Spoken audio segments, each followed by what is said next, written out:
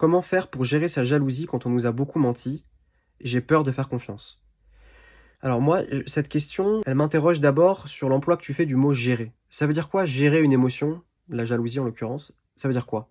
Ça veut dire euh, ne pas vouloir la voir, ne pas vouloir l'exprimer, vouloir la ravaler, vouloir qu'elle disparaisse parce qu'elle nous gêne. Et moi, plus que vouloir la gérer, je t'inviterais peut-être davantage à l'écouter, à voir ce qu'elle a à te dire sur toi, sur ta relation. Parce que la jalousie, elle peut t'informer sur ta dépendance affective, ton manque d'estime de toi, qui te pousse à mettre tellement de valeur dans le regard de l'autre que dès que tu perds un peu son attention, tu vas te sentir blessé.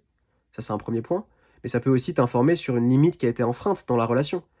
Si ton partenaire se met à envoyer des textos à son ex compulsivement sans t'en informer, alors dans ce cas-là, la jalousie sera saine et elle t'informera qu'il y a un problème dont il faut parler. Et la deuxième partie de ta question, tu dis que tu as peur de faire confiance par rapport à des traumas dans le passé, au fait qu'on t'a beaucoup menti. Et tu vois, j'ai l'impression derrière ça que t'aimerais en fait que la personne en face te donne des garanties sur le fait que ça se passera toujours bien dans la relation.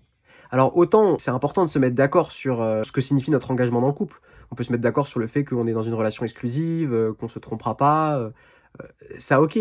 Mais par contre, demander à l'autre des garanties que tout se passera bien dans le futur, c'est quelque chose qu'on peut pas vraiment demander. Et justement, dès qu'on commence à vouloir demander ça à l'autre, on veut le contrôler, on veut le posséder finalement, et l'autre ne peut jamais nous donner ces garanties-là en fait. Moi, ce que ça me renvoie, c'est cette idée que l'amour, justement, n'exclut pas l'incertitude, mais l'amour accueille l'incertitude.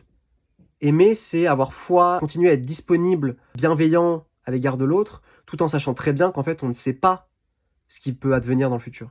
C'est prendre le risque d'être blessé, aimer finalement.